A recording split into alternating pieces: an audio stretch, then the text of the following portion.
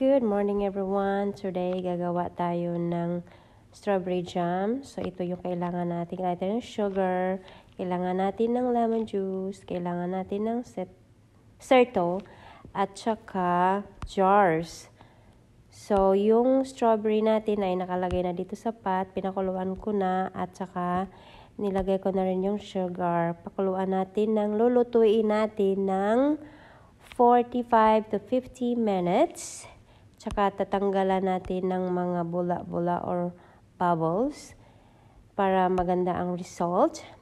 And eto na, luto na siya guys. Tapos ilalagay na natin siya sa ating mga jars. So ito na siya, nakagawa tayo ng 13. At ito naman ang ating lead na pinakuluan natin.